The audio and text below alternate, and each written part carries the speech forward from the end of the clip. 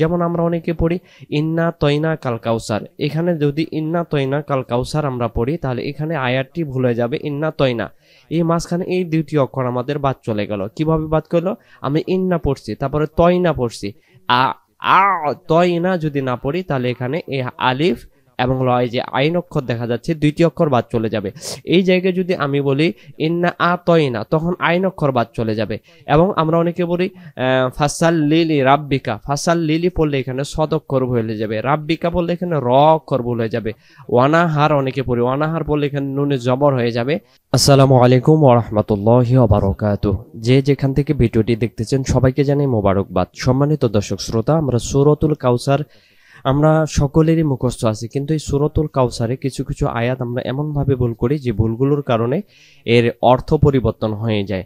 অর্থ পরিবর্তন হয়ে যাওয়ার পরে এই সূরা দিয়ে যদি আমরা নামাজ পড়ি, সে নামাজ আমার কিন্তু হবে না। নামাজ ভঙ্গের কারণ 19টি, তার ভিতরে একটি কারণ হলো নামাজের ভিতরে অশুদ্ধ তেলাওয়াত করলে সে নামাজ বাতিল হয়ে যায়, নামাজ ভঙ্গ হয়ে যায়। তো আমরা তো অনেক কিছু জানি, কিন্তু পবিত্র আল কোরআনুল কারিমের ছোট ছোট সূরাগুলো যে আমরা পড়ি, আমরা বাংলা নামাজ শিক্ষা দেখে দেখে বাংলা দিয়ে দিয়ে মুখস্থ করছি। আসলে আরবি পড়া আরবি দিয়ে সহি শুদ্ধ করে শিখতে হয় এবং নিজে শেখার পরে কোনো ওস্তাদ বা আলেমকে শিখতে মানে সেটা শোনাতে হয়। তাহলে সেক্ষেত্রে আমাদের যদি কোনো ভুল হয়ে যায়, সে ভুলগুলো আমরা সমাধান করতে পারবো ওস্তাদের কাছ থেকে। তো চলুন আজকের এই ভিডিওটি ওস্তাদ মনে করে আমরা ছোট ছোট যে ভুলগুলো করি সে ভুলগুলো সমাধান করব। যেমন আমরা অনেকে পড়ি ইন্না তয়না কাল কাউসার। এখানে যদি ইন্না তয়না কাল কাউসার আমরা পড়ি তাহলে এখানে আয়াতটি ভুল হয়ে যাবে ইন্না তয়না। এই মাঝখানে এই দুইটি অক্ষর আমাদের বাদ চলে গেল। কিভাবে বাদ করলো? আমি ইন্না পড়ছি, তারপরে তয়না পড়ছি। আ আ তয়না যদি না পড়ি তাহলে এখানে এই আলিফ এবং লয় যে আইন অক্ষর দেখা যাচ্ছে দুইটি অক্ষর বাদ চলে যাবে। এই জায়গায় যদি আমি বলি ইন্না আ তয়না, তখন আইন অক্ষর বাদ চলে যাবে। এবং আমরা অনেকে বলি ফাসাল লিলি রাব্বিকা, ফাসাল লিলি পড়লে এখানে সদ অক্ষর ভুলে যাবে, রাব্বিকা বললে এখানে র অক্ষর ভুলে যাবে। ওয়ানাহার অনেকে পড়ি, ওয়ানাহার বললে এখানে নুনে জবর হয়ে যাবে।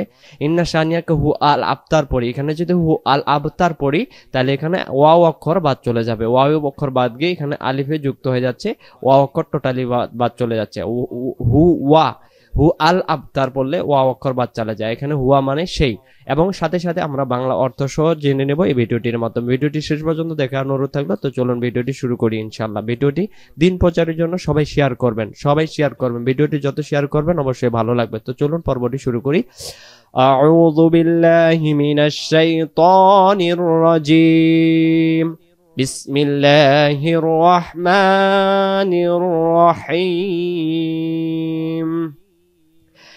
ইন্না আ'তাইনাকাল কাউসার, কাল কাউসার। এখন আসেন এখানে আমরা এরকম আমরা লাগে থাকবে। এখানে হলো গুন্না, হলো আরবি নিয়ম হলো হামজা নুনজের ইন, নুনের উপর তাসদিদ, গুন্না করা ওয়াজিব। গুন্নাটা কি? ইন, এটাই গুন্না। আর যদি বলি ইন্না, ইন্না ইন্না, গুন্না হইতেছে না। আর আমরা বলবো ইন্না। সূরাতুল কাউসারে ইন্না হলো দুইবার, একটা হলো প্রথম আয়াতের শুরুতে এবং শেষ আয়াতের শুরুতে, এই যে ইন্না। এখন এখানে লক্ষ্য করেন ইন্না সানিয়া আকা, দুইটা যদি আমরা একইভাবে পড়ি, এখানে লক্ষ্য করেন হামজা নুনজের ইন, নুন জবর না, পরে একটা আলিফ অক্ষর আছে। আর এইখানে লক্ষ্য হামজা নুনজের ইন, নুন জবর না, ইন্না, পরে আলিফ অক্ষর নাই।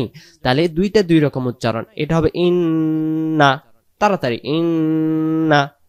নুনের জবর হারকাত তাড়াতাড়ি পড়তে হবে। এখানে নুনের পরে আলিফ আছে, আর বাঁকা চিহ্ন থাকলে 3 আলিফ পড়তে হয়। এক আলিফের পরে যদি লম্বা হামজা পাওয়া যায়, এক আলিফটা 3 আলিফ হয়ে যায়। আমরা জেনে নিয়ে আমরা মুখস্থ করবো ইন্না আ'তাইনাকাল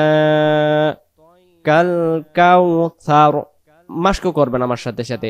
ইন্না, তারপরে আ'তাইনাকাল কাউসার। এই শব্দটা আমার সাথে সাথে দুইবার বলবেন। আ'তাইনাকাল কাউসার, আবার আ'তাইনাকাল কাউসার। আর যদি আমরা বলি ইন্না তয়না, তাহলে কিন্তু এই দুই অক্ষর বাদ চলে গেল। এই দুই অক্ষর বাদ চলে যাওয়ার কারণে এখানে দিয়েছে আমাকে দিয়েছে, হ্যাঁ, তখন এই অর্থ হবে না। আ'তাইনা আ আ এমন পড়বে। তাহলে শুরুটা ইন্না আ'তাইনাকাল কাউসার। আমরা নামাজে পড়ি ইন্না তয়না কাল কাউসার, তাড়াহুড়া করে হবে না। ইন্না আ'তাইনাকাল কাউসার, এখানে না অক্ষরটাকে আমরা এক আলিফ টান দেব। খাড়া জবর থাকলে নুনের উপর খাড়া জবর এক আলিফ টানতে হয়। আ'তাইনাকাল কাউসার, সার সার না, সার নরম করে। তাহলে প্রথম আয়াতটা আমরা শিখলাম। আমরা প্রথম আয়াতটা দুইবার বলবো, ইন্না আ'তাইনাকাল কাউসার। এবার আপনারা আমি একসাথে বলেন, ইন্না আ'তাইনাকাল কাউসার। অনেকেই শুনতেছেন, বলতেছেন না, বলতে হবে। এরপরে ফাসল্লি লিরাব্বিকা, যদি আমরা এখানে ফাসাল্লি পড়ি, ফাসাল্লি পড়লে এখানে সদ অক্ষরের জায়গায় এখানে সিন অক্ষর উচ্চারিত হবে। সিন অক্ষর যদি উচ্চারণ হয়, এটা হলো সিন, সিন জবর হয় সা, সদ জবর হয় স, তাহলে দুইটাই দুই রকম উচ্চারণ, সদ জবর স। তাহলে এখানে উচ্চারণ হবে ফাসল্লি লি রব্বিকা, ফাসল্লি লি রব্বিকা, ফাসল্লি লি রব্বিকা। তারপরে ওয়ানহার, ওয়ানহার, এখানে একটা লম্বা হা দেখা যায়। এই হায়ের উচ্চারণ হলো গলা থেকে শুশু করে পড়তে হবে, গলাটা হার, ওয়ান হার, ওয়ান হার, ওয়ানাহার না, ওয়ান হার, ওয়ান হার। আমরা যেমন 1 2 3 পড়ি, এরকম হবে ওয়ান, এরপর হার, হার। আর যদি বলে ওয়ান হার, তাহলে এই যে হা অক্ষর দেখাচ্ছে, এই হা অক্ষর উচ্চারণ হবে, দুই হা দুই রকম উচ্চারণ।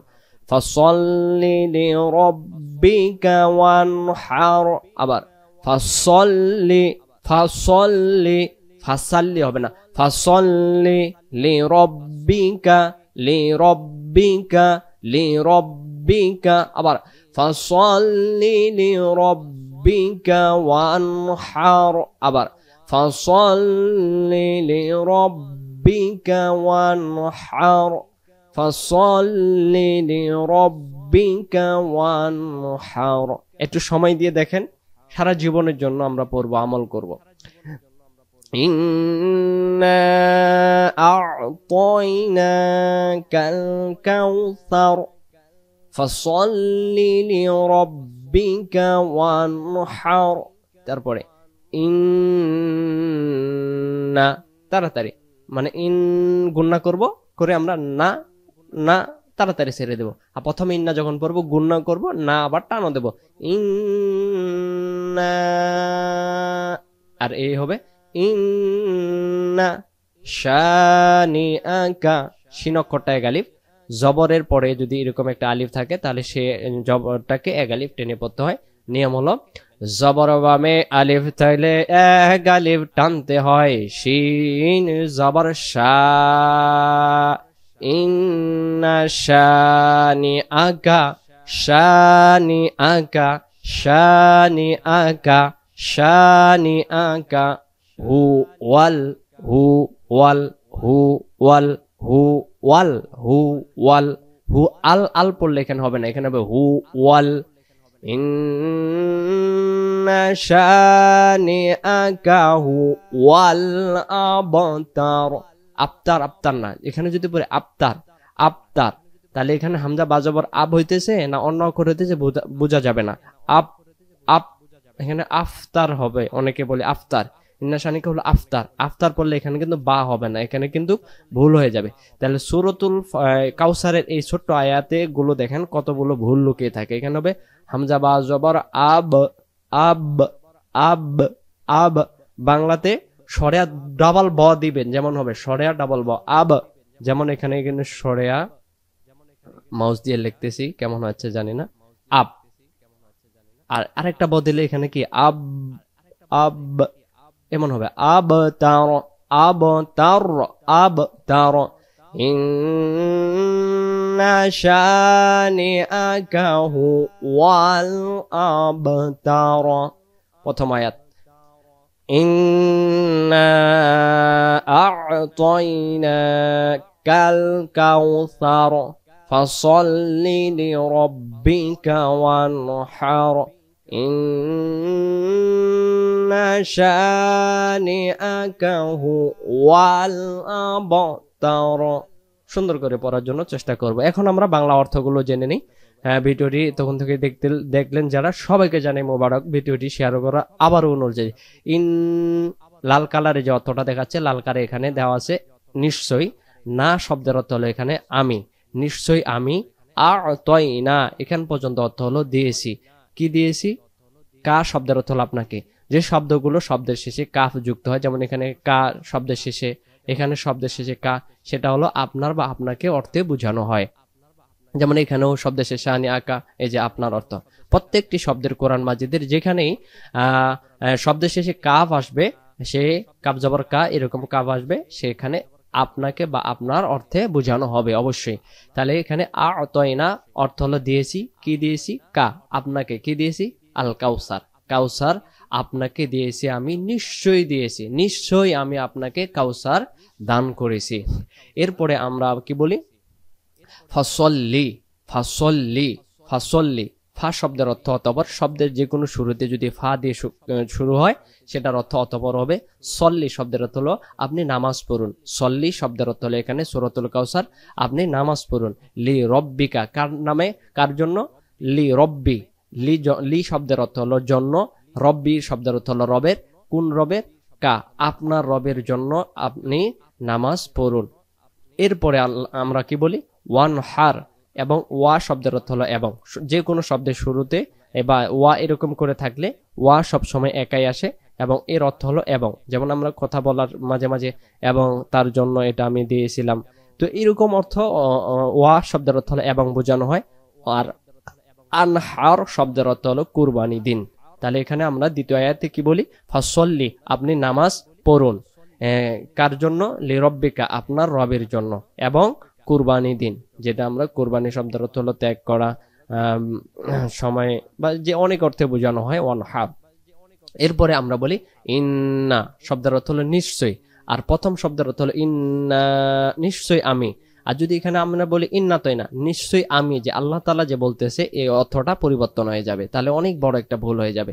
এরপরে শানি আকা, শানি আকা, শানি আকা এর অর্থ হলো কি? শানি আ, এই আ পর্যন্ত যে কালারটা দেওয়া আছে এই কালার অর্থ কি? শত্রু। শত্রু কা আপনার শত্রু নিশ্চয়। হুয়া মানে সেই, কি সেই? আব তার শত্রুই শিকড় কাটা নির্মূল। এখানে আরবি নরমাল অর্থগুলো দেওয়া আছে, এটাকে যদি পরিপূর্ণভাবে বুঝতে চাই তাহলে আমাদেরকে কি তাফসির পড়তে হবে। তাফসির শব্দের অর্থ হলো বিশ্লেষণ করা, ভেঙে পড়া, মানে সবকিছু ভেঙে চুরে বের করা। এটার অর্থ বোঝাতে গেলে এখানে শিকড় কাটা নির্মূল এতটুকুই, কিন্তু এখানে ভাবার্থ অর্থ কি এটাকে তাফসির পড়ে আমাদেরকে বের করতে হবে। তাই এখানে নরমাল যেটা শিকড় কাটা নির্মূল, নিশ্চয়ই আপনার শত্রু, অর্থাৎ যারা আমাদের শত্রু তারা হবে খুব কঠিন লোক, বা এরকম কোনো কিছু হয়তো বোঝানো হয়েছে। তো আজকের এই ভিডিওটিতে আমরা সূরাতুল কাউসারের আমরা ভুলগুলো দেখলাম এবং সাথে সাথে বাংলা অর্থগুলো দেখলাম।